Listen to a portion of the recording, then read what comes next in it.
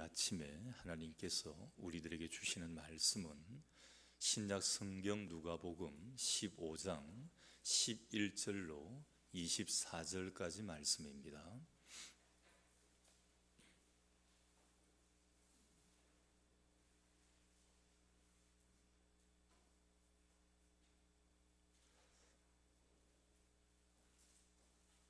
또 이르시되 어떤 사람에게 두 아들이 있는데 그 둘째가 아버지에게 말하되 아버지여 재산 중에서 내게 돌아올 분깃을 내게 주소서 하는지라. 아버지가 그 살림을 각각 나누어 주었더니 그 후 며칠이 안 되어 둘째 아들이 재물을 다 모아 가지고 먼 나라에 가 거기서 허랑방탕하여 그 재산을 낭비하더니 다 없앤 후 그 나라에 크게 흉년이 들어 그가 비로소 궁핍한지라. 가서 그 나라 백성 중 한 사람에게 붙여 사니 그가 그를 들러보내어 돼지를 치게 하였는데 그가 돼지 먹는 쥐엄 열매로 배를 채우고자 하되 주는 자가 없는지라. 이에 스스로 돌이켜 이르되 내 아버지에게는 양식이 풍족한 품꾼이 얼마나 많은가. 나는 여기서 줄여 죽는구나. 내가 일어나 아버지께 가서 이르기를 아버지 내가 하늘과 아버지께 죄를 지었사오니 지금부터는 아버지의 아들이라 일컬음을 감당하지 못하겠나이다. 나를 품꾼의 하나로 보소서 하리라 하고 이에 일어나서 아버지께로 돌아가니라. 아직도 거리가 먼데 아버지가 그를 보고 측은히 여겨 달려가 목을 안고 입을 맞추니 아들이 이르되 아버지 내가 하늘과 아버지께 죄를 지었사오니 지금부터는 아버지의 아들이라 일컬음을 감당하지 못하겠나이다 하나 아버지는 종들에게 이르되 제일 좋은 옷을 내어다가 입히고 손에 가락지를 끼우고 발에 신을 신기라. 그리고 살찐 송아지를 끌어다가 잡으라. 우리가 먹고 즐기자. 이 내 아들은 죽었다가 다시 살아났으며 내가 잃었다가 다시 얻어노라 하니 그들이 즐거워하더라. 아멘. 말씀 위에 기도합니다. 하나님의 귀한 말씀을 받고자 합니다. 우리의 심령문들을 활짝 열어 주옵소서. 우리의 눈이 세상을 향하고 있다면, 세상의 재리에 욕심에 그 눈길이 가 있다면 하늘 본향을 향하게 하시고 하늘 아버지를 바라보게 하여 주옵소서. 우리의 귀가 세상의 소리에만 맞춰져 있다면 우리의 귀를 바꾸어서 영적인 귀로 만드셔서 하나님의 말씀이 들려지게 하옵시고 오늘도 세상 말을 말하는 우리의 입술이 변화하여 오늘도 하나님의 성호를 높이 찬양하며 기도하는 귀한 영적인 입술로 변화시켜 주셔서 오늘도 말씀을 통해 새롭게 우리의 몸과 우리의 삶이 변화되게 역사하옵소서. 부족한 종 감추시고 하나님 직접 말씀하여 주옵소서. 예수님 이름으로 기도드리옵나이다. 아멘. 어느 젊은 목사님 집에 딸이 딱 하나가 있었습니다. 무남 동녀라 그러지요. 국민학교 한 5학년, 요즘은 초등학교라 그러죠. 초등학교 5학년 정도 되는 여학생인데 한 요 나이 정도쯤 되면 조금 이제 멋도 부릴 줄 알고 이성에 대한 관심도 조금 이렇게 생기게 됩니다. 근데 하루는 잔뜩 뿔난 얼굴로 집에 들어와서는 아버지 목사님과 어머님 사모님에게 나는 아버지가 싫고 나는 엄마가 싫다 이렇게 이야기를 합니다. 갑자기 이런 이야기를 들으니까 목사님과 사모님이 기가 막히는 거예요. 가만히 우는 아이를 달래고 이야기를 들어보니까 이 아이가 얼굴이 조금 까무잡잡하고 몸이 조금 통통한 편이에요. 표현을 통통하다는 표현은 조금 우회적인 표현이고 약간 다른 아이들보다 몸이 좀 뚱뚱한 편이었어요. 좀 검고 뚱뚱했습니다. 근데 수학여행을 갔는데 수학여행을 가가지고 자기 반에 한 방에 같은 여학생 친구들이 있는데 다른 방에 있는 남학생 친구들이 나와라 그래가지고 선물도 주고 같이 놀기도 하고 하는데 자기한테는 아무도 불러주는 사람도 없고 놀아주지도 안 하고 선물도 안 주는 겁니다.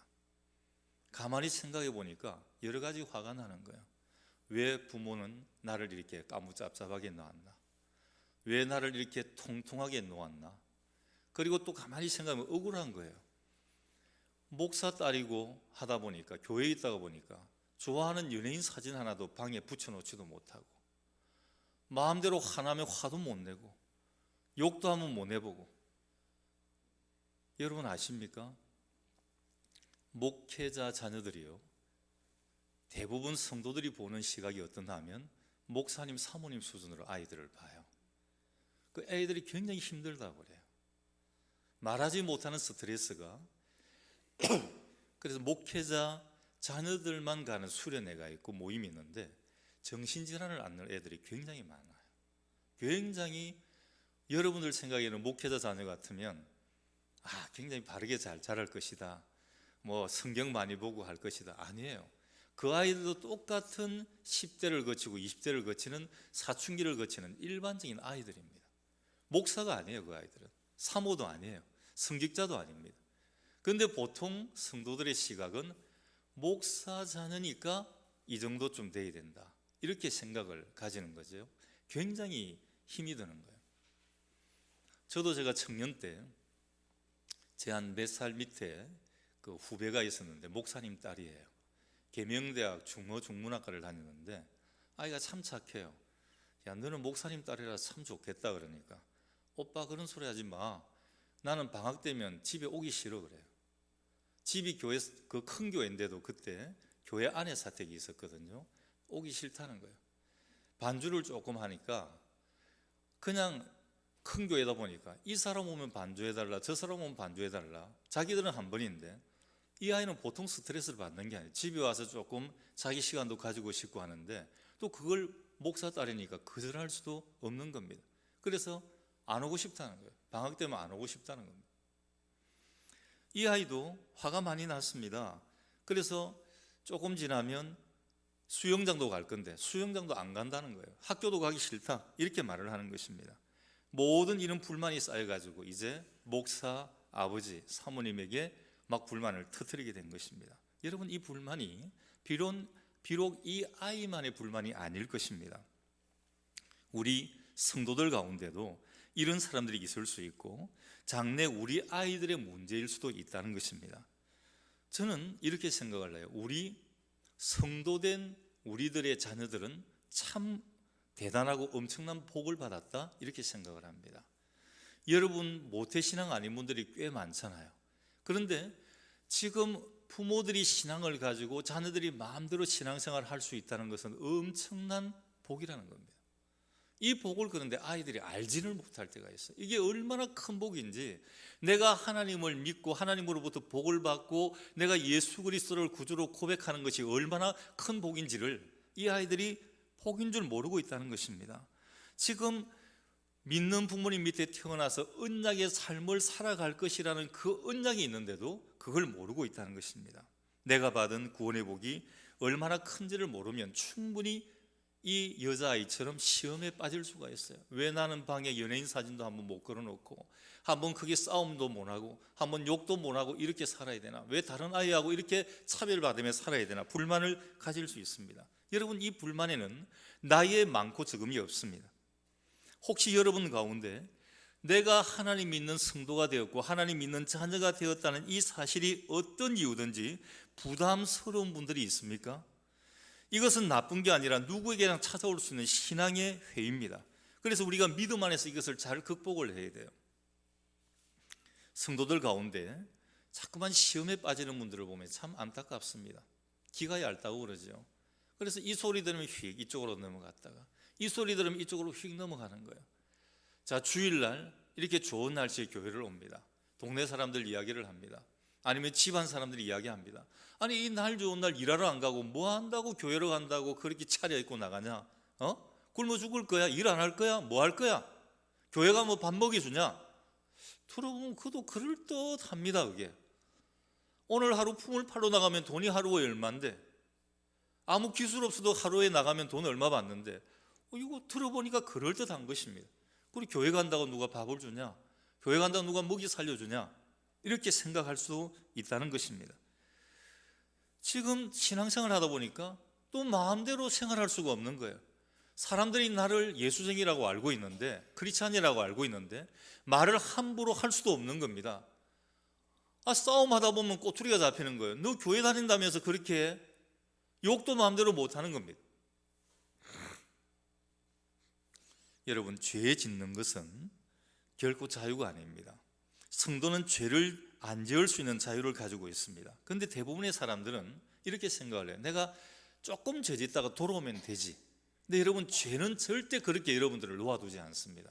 내가 조금 죄를 지으면 그 조금 죄를 지은 게 통로가 되어서 계속 더 깊은 곳으로 인도하는 것이 바로 죄의 유혹이라는 것입니다. 죄가 주는 유혹은 쉽게 끝을 내주지 않습니다. 옳고 그름을 생각을 할 때 결과를 크게 확대해 놓고 보면 간단하게 답이 나옵니다. 예를 들어, 한 잔 술을 마시고 싶은 이런 생각이 드는 분들이 있어요. 일단 집에 술부터 치워야 됩니다. 이 신방 가보면 저도 시험 들을 때가 있는데 술이 조롱조롱 이렇게 막 담은 술들이 놓인 게 있어요. 약술도 저렇게 많으면 약이 안 되거든요.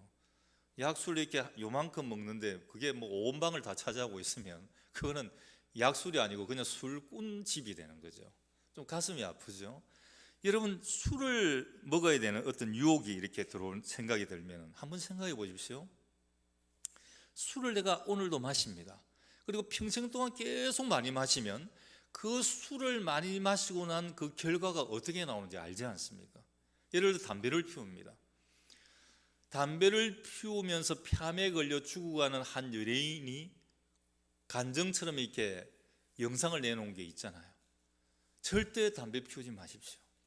하루에 한 갑씩 두 갑씩 피워보니까 이렇게 내가 죽게 되었습니다라고 이야기하는데 그걸 실감나게 못 느끼는 겁니다. 여러분, 많이 술 마시면 몸을 해치게 되고 몸을 해치게 되면 나중에 죽게 되는 겁니다. 힘들게 된다는 것입니다. 간단하게 답이 나오는 거예요. 그 술 많이 마시고 난 뒤에 결과를 생각을 해보면 알게 되지 않습니까? 술 마시는 분들은 이런 이야기를 해요. 마실 때는 참 기분 좋은데 엄청나게 체하는데 그 다음날 아침에 되면 후회를 하는 거예요. 내가 왜 그렇게 많이 먹었을까? 머리는 깨지는 것 같고 속은 아프고 내가 왜 먹었을까? 후회가 되는 거예요. 근데 그게 하루가 아니라 평생이 연결이 되었다면 맨 인생의 마지막에 후회를 해도 돌이킬 수가 없는 거예요. 몸이 회복되지가 않는다는 것입니다. 오늘 말씀 안에서 이런 신앙의 갈등들이 해결받는 귀한 시간들이 되시기를 주님의 이름으로 간절히 축원합니다. 오늘 본문에 보면 먼저 아버지와 함께 사는 자의 복을 깨달을 때 감사할 수 있습니다. 여러분, 부모님 밑에 있을 때는 모르잖아요. 부모님 곁을 떠나면 그 부모님의 그늘이 얼마나 큰지를 알게 되는 겁니다. 지금 이 작은 아들도 몰라요.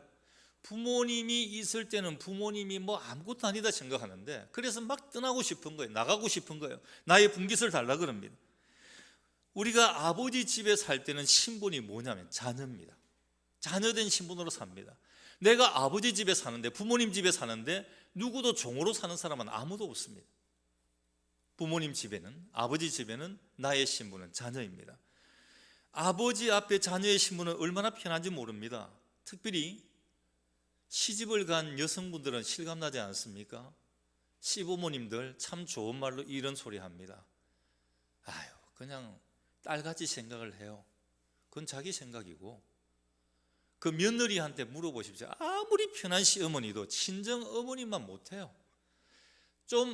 나한테 좀 잘 못해주는 친정 어머니가 훨씬 편한 거예요. 근데 그 시집온 여성분이 친정에 가면 얼마나 편합니까? 내 마음대로 누워있고 내 마음대로 먹고 싶을 때 먹고 내 마음대로 해도 친정에서 누가 뭘 하는 사람이 아무도 없어요. 근데 시댁에는 그렇게 못하는 거예요. 아무리 시어머니가 시아버지가 잘해준다 그래도 시자만 붙으면 뭔가 힘이 들고 어려운 겁니다. 불편해요. 아버지와 아들이라는 관계보다 더 스스럼없는 관계가 어디 있습니까? 부모님만큼 내 걱정해주고 나를 책임져 주시는 분이 어디 있습니까? 여러분, 부모가 자식 못되게 하는 부모 보았습니까? 살인자 자녀를 둔 부모도 내 자식이 절대 그런 일을 할 자녀가 아닙니다. 친구를 잘못 만나서 그렇지요. 어떤 사정이 있어서 그렇겠죠. 내 자식 그렇게 나쁜 자식 아니에요. 항상 자식을 보듬어 안는 것이 바로 그 부모님이에요. 하나님 앞에서 자녀된 신분은 얼마나 복된 신분인지 모릅니다. 범죄가 논한 뒤에 아담은 자기의 잘못을 아내 탓이라고 변명을 했어요. 부부도 못 믿어요, 여러분. 여러분, 남편 잘 믿었잖아요. 하와도 남편을 잘 믿었어요. 근데 너 왜 먹었냐 그러니까 남편이라고 하는 말이 저 아내가 줘서 안 먹었어요. 누구 탓으로 돌립니까? 자기 부인 탓으로 돌리는 것입니다. 그러나 자기 자식의 잘못을 부모는 자기의 잘못이 그냥 뒤집어 씁니다. 누구라도 자기 자녀의 잘못을 그냥 내 잘못으로 하고 싶다. 차라리 내가 대신 죽고 싶다. 내가 대신 아프고 싶다. 이렇게 하는 것이 바로 부모의 마음이라는 것입니다. 내가 하나님의 자녀라고 하는 것은 나의 잘잘못이 모두 하나님의 보호의 그늘 아래에 있다는 것입니다. 또 하나는 아버지의 모든 것이 내 것이라는 거예요. 여러분, 아버지 집에 있으면서 뭐 허락받는 게 있습니까? 아버지 집에 있으면서 먹고 싶은 거 있는데 뭐 허락받는 게 있습니까? 냉장고 열고 그냥 내먹는 거예요. 아버지가 사놓았지만, 부모님이 사놓았지만 부모님 것이 내 것인 거예요. 내가 아버지의 자식이라는 단 한 가지 이유만으로 아버지의 모든 것을 나는 내 것으로 소유할 수 있는 권세를 가지는 것입니다. 에덴 동산에서 아담과 하와는 하나님과 함께 할 수 있는 신분과 권세의 큰 복을 누렸습니다. 두 번째로, 아버지를 잃어버린 인생의 비참함을 깨달을 때 감사할 수가 있습니다. 이제 이 작은 아들이 아버지에게 찾아갑니다. 참 불효자식이죠.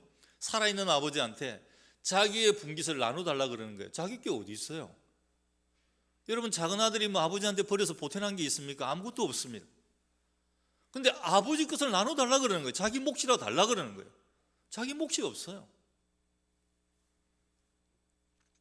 누군가 아마 이 아들에게 바람을 넣었겠지요. 야, 너 가만히 있다 보면 형님한테 다 뺏길 수 있어. 아버지 다 먹고 다 써버리고 하면 어떻게 할래? 누가 바람을 넣었겠죠. 여러분, 사단 마귀는 에덴 동산에서 하나님의 자녀로 무한히 행복하게만 한 아담과 하와를 찾아와서 선악을 알게 하는 나무의 실과를 따먹도록 종용을 합니다. 아버지를 떠난 것 자체가 아들에게는 큰 죄였습니다. 아버지를 떠난 아들의 삶이 어땠습니까? 13절 이하에 보게 되면 그가 먼 나라로 떠납니다. 어쨌든 아버지의 그늘에서 지금 벗어나고 싶다는 거죠. 아버지의 눈이 미치지 않는 곳 가면 내가 굉장히 자유롭게 살 수 있을 것이다, 이렇게 생각을 했습니다. 두 번째로, 허랑방탕했습니다. 자기가 주인이 된 인생은 허랑방탕하게끔 되어 있습니다. 여러분의 주인은 하나님이 되셔야 돼요. 주님이 되셔야 돼요. 근데 여러분이 주인이 되면 허랑방탕을 합니다. 하나님을 부정하고 스스로 자기가 하나님인 양 착각하고 살아가는 사람들의 삶의 특징은 허랑방탕입니다. 그리고 세 번째로, 모든 소유를 다 허비를 합니다. 아들은 아버지의 집을 떠날 때 아버지의 분기 재산을 모아가지고 한 미천 가지고 집을 떠났습니다. 그런데 결국 그 아들은 그 재산을 하나도 남김없이 다 허비하게 되는 것입니다. 여러분, 하나님을 떠난 사람들의 삶 자체가 허비하는 삶이에요. 아무리 내가 물질을 아낀다고 아껴지는 게 아닙니다. 하나님을 떠나면 다 허비하는 겁니다. 인간에게 육신이 있다는 것이 얼마나 큰 복인지 모릅니다. 육신이 있을 때만 구원의 기회가 있습니다. 육신이 있을 때만 하늘의 상급을 쌓을 수 있습니다. 육신이 있을 때만 다른 사람에게 전도할 수 있습니다. 하나님을 떠나 살면 건강도 물질도 인생도 다 허비하는 것입니다. 물질을 낭비하는 것만을 허비라고 말하지 않습니다. 잘못된 곳에 사용하는 것까지 통틀어서 말하는 것입니다. 작은 아들은 신분이 달라졌습니다. 소속이 달라진 것입니다. 이제는 자녀된 신분이 아니고 돼지 치는 사람이 되었고 돼지 먹이를 먹게 된 것입니다. 그리고 이제 예수 그리스도 안에서 모든 복이 회복되었음을 깨달을 때 감사할 수 있습니다.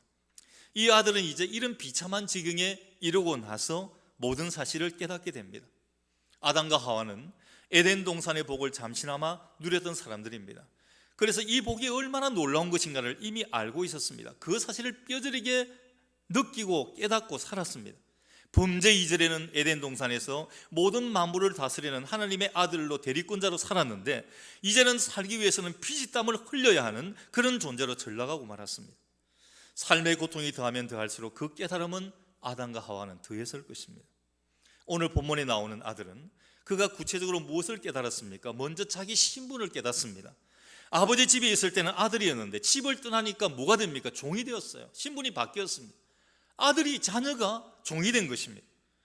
죄의 종이 되었고 쾌락의 종이 되었습니다. 영혼과 육신이 완전히 마귀에게 붙잡힌 종이 되고 말았습니다. 또한 자기의 비참함을 알았습니다. 아버지 집에 있으면 그 아버지 집에는 품꾼도 풍성한 삶을 누릴 수가 있었습니다. 그러나 떠나면 아들이었던 자도 되지만도 못한 비참한 지경에 이르게 되는 것입니다.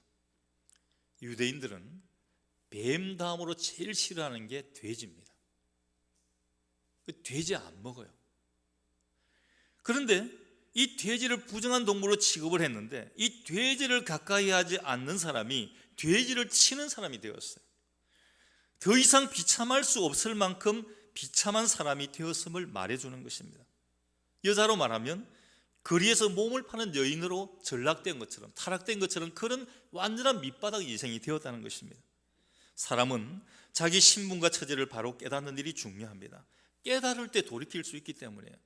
여러분, 내가 아직도 죄인이라고 생각하지 않으면 절대 돌이키지 않습니다. 회개하지 않습니다. 하나님의 말씀 받지 않아요. 근데 내가 죄인이라고 생각을 하면 돌이킵니다. 내가 죄인인데 어떻게 이렇게 할 수 있어? 회개합니다. 통해 자복합니다. 하나님 아버지께 두 손 들고 천부의 의지 없어서 돌아오는 것입니다. 이제 이 아들은 아버지께 돌아갑니다. 죄인의 심정으로 아버지의 사랑에 의지해서 돌아갑니다. 불신자가 돌아올 때 하나님 앞에 죄인의 심정, 하나님 나를 받아주옵소서 하는 이 마음 하나면 구원을 받습니다. 어떠한 죄인이라도 괜찮습니다. 아무리 많은 죄를 지어서도 괜찮습니다. 아무리 추한 몰골로 와도 하나님 아버지는 절대 물리치지 않으십니다.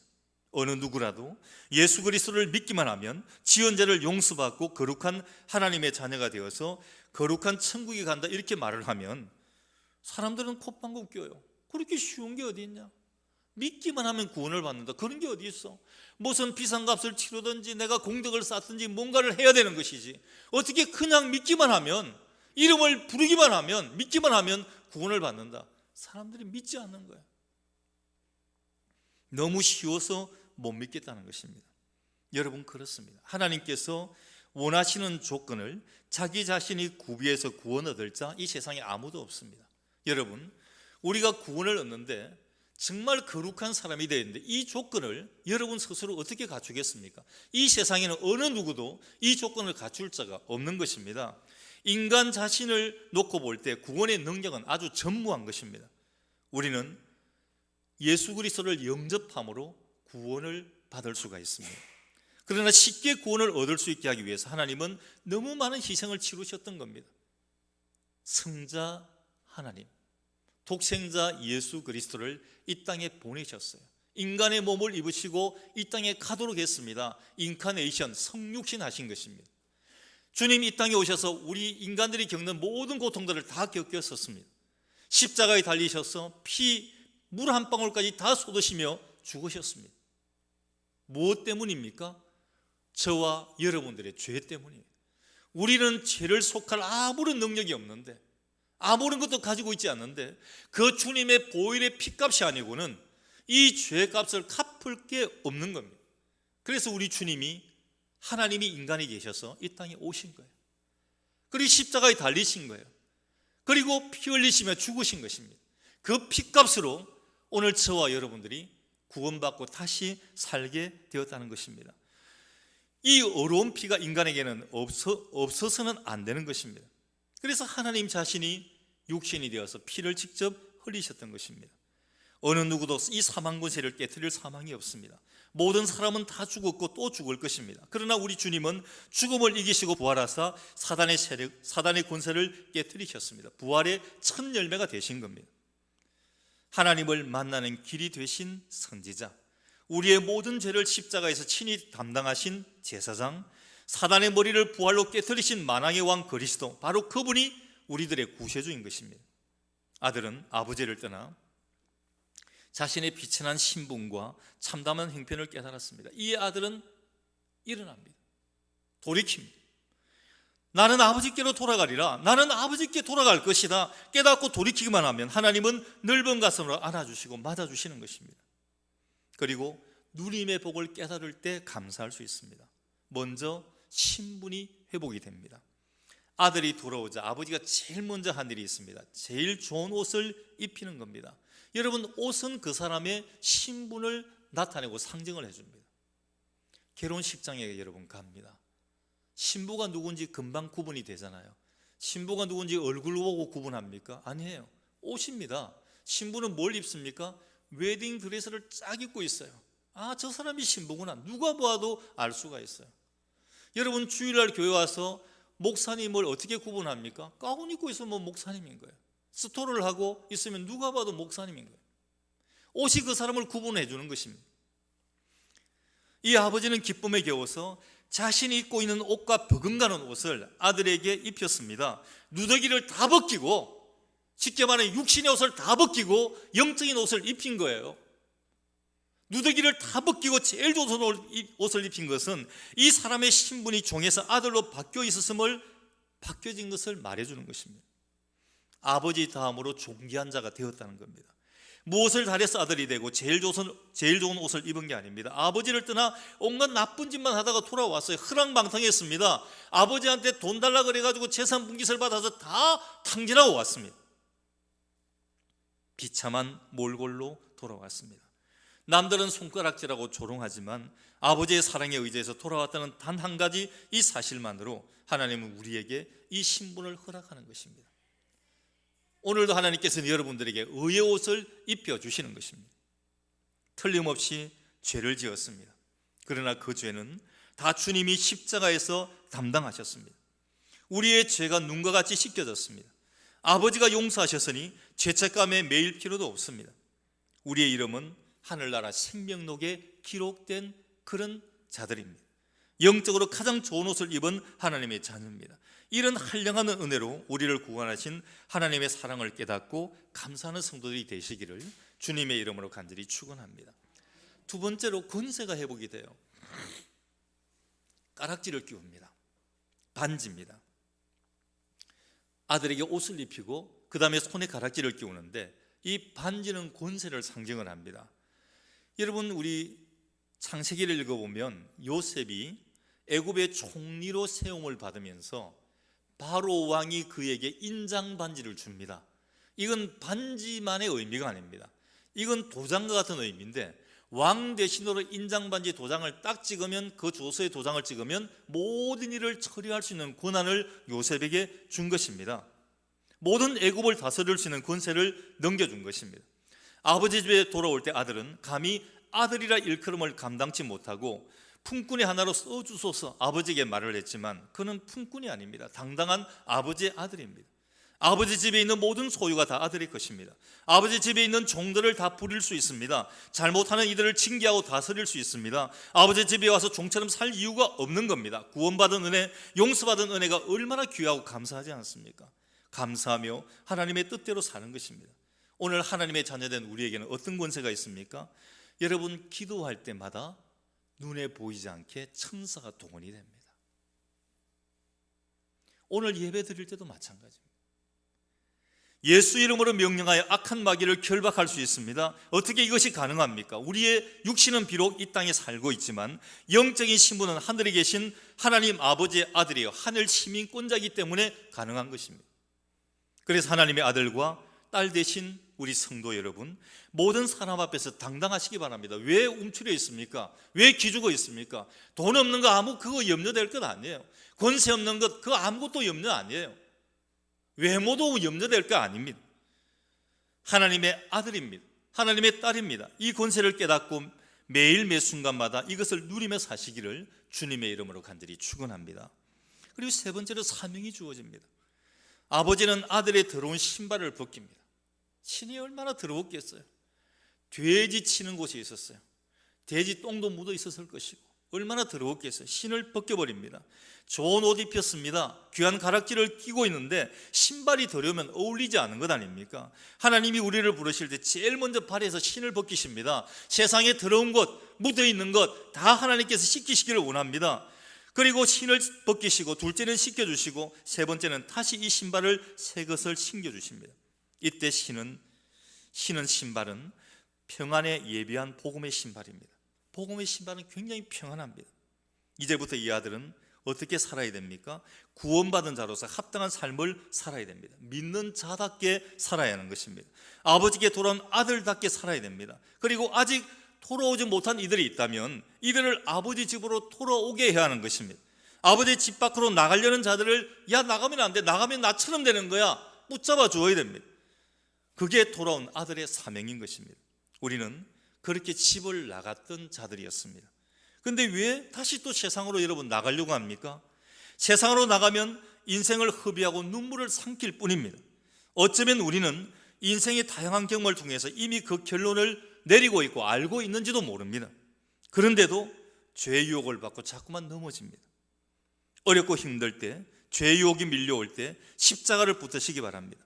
예수 그리스도를 바라보시기 바랍니다. 그리고 시험을 이길 힘을 다시 구하시기 바랍니다. 그리고 고난과 고통의 순간에도 감사함으로 이기시기를 바랍니다. 하나님은 사랑 그 자체이시기 때문인 것입니다. 사람이 어떻게 삽니까? 하나님의 사랑 때문에 사는 것입니다. 그러나 그 사실을 알고 사는 사람은 그렇게 많지 않습니다. 내가 잘나, 내가 힘이 있어, 능력이 있어 산다라고 생각을 합니다. 하나님의 사랑을 아는 만큼 우리가 할 수 있는 것은 감사입니다. 여러분에게 감사가 있습니까? 성경은 우리에게 범사의 감사란 말씀을 합니다. 이 말씀은 하나님께서 우리에게 범사의 은혜와 사랑을 베풀어 주시고 계신다는 그런 말이 됩니다. 시험을 통해 더욱 크게 우리에게 복 주실 하나님을 바라보며 승리하는 성도들이 되시기를 주님의 이름으로 간절히 축원합니다. 기도합니다. 하나님, 우리에게는 감사해야 될 이유들이 너무나 많이 있습니다. 우리의 죄값을 우리는 갚을 수 없기에 죄 가운데 허우적거리는 우리를 구원하시기 위해 성자 하나님께서 이 땅에 인간의 몸을 입으시고 인카네이션, 성육신 하셨습니다. 십자가에 달리셨습니다. 피를 흘리셨습니다. 그 보혈의 값으로 우리는 구원받았고 하나님을 아바 아버지라 부를 수 있고 하나님과의 통로가 열리게 되었습니다. 오늘 그 은혜에 우리는 얼마나 감사하고 있습니까? 아버지 하나님 앞에 아버지 하나님의 품을 떠나면 우리는 자녀가 아니라 종된 신분이라는 것을 우리가 알고 항상 하나님의 자녀된 귀한 신분으로 감사하며 나아가게 인도하여 주시옵소서. 하나님 품 안에 있는 것이 에덴 동산이요, 하나님 품 안에 살아가는 것이 복된 삶인 것을 깨달아 알 수 있게 하나님 붙들어 주셔서 날마다 감사하며 나아가는 우리의 삶이 되게 인도하여 주옵소서. 예수님 이름으로